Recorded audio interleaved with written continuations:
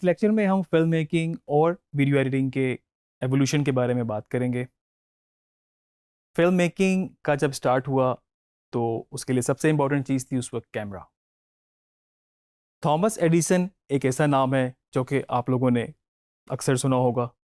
उनकी सबसे बड़ी इन्वेंशन जो मानी जाती है वो कि लाइट बल्ब है, और फिल्म के लिए या फिर सिनेमा के लिए जो कैमरे की इन्वेंशन भी उन्हीं को उसका क्रेडिट जाता है। इसके साथ साथ हमारे पास लुई ली प्रिंस एक फ्रेंच इनोवेटर थे। इन्होंने भी सिनेमा के लिए कैमरा इजाद किया। ये मैं आपको बताता चलूं कि इससे पहले कैमरा ऑलरेडी बन चुका था, लेकिन वो स्टिल फोटोग्राफ के लिए इस्तेमाल हुआ या फिर और किसी पर्पस के लिए इस्तेमाल हुआ। अभी ये जो वीडियो आप देख रहे हैं इस वक्त, ये बेसिकली फर्स्ट मोशन पिक्चर मानी जाती है, और इसके पीछे एक बड़ी इंटरेस्टिंग स्टोरी है। इसमें बेसिकली दो लोगों की शर्त लगी थी कि जब घोड़ा दौड़ रहा होता है तो एक साहब का कहना यह था कि इसकी चारों टांगे एक वक्त ऐसा आता है कि हवा में होती हैं, और जो दूसरे साहब थे उनका कहना यह था कि नहीं, ऐसा नहीं होता, किसी ना किसी पॉइंट पे हमेशा उसकी एक टांग ज़मीन पे लगी होती है। अब इस चीज़ को साबित करने के लिए उन्होंने कैमरे का सहारा लिया और उन्होंने डिफरेंट पोजीशंस पे कैमरा प्लेस करके उस घोड़े को वहाँ से दौड़ाया और उसकी डिफरेंट सीक्वेंस में फोटोग्राफ्स कैप्चर की। उस फोटोग्राफ्स को देखते हुए एक नई चीज़ सामने आई, और वो ये वीडियो है, क्योंकि वो सारी इमेज जो थी वो मोशन में थी और वो एक सीक्वेंस की सूरत में आपको नज़र आ रही है इस वक्त। तो एक मोशन पिक्चर बन के सामने आई।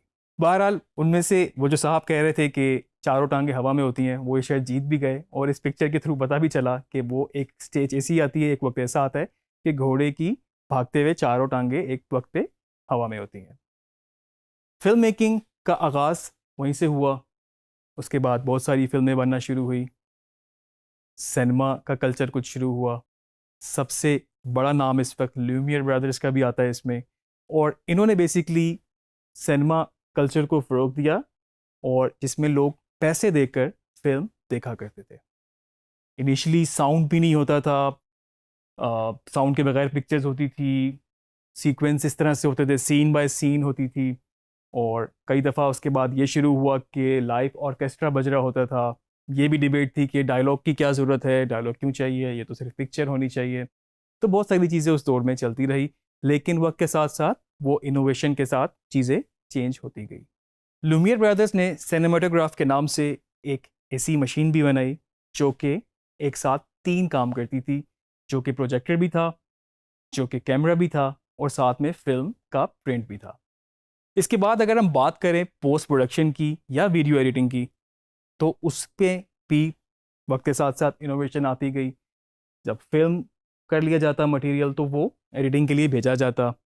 और अक्सर आपने देखा होगा, जिस तरह अगर मैं आपको बहुत ज़्यादा, अगर हम बैकग्राउंड में ना जाए, मैं आपसे सिर्फ चार्ली चैपलिन की मूवीज़ की ही बात करूं, अगर आपको याद हो ब्लैक एंड वाइट दौर में, तो वो पूरा सीक्वेंस एक साथ एक ही टेक में शूट होता था, और उसके बाद फिर वही कैमरा कहीं और प्लेस होता था और वो दूसरी एक्टिविटी, दूसरा सीक्वेंस या दूसरा सीन आप उसको कह लें, वो शूट किया जाता था।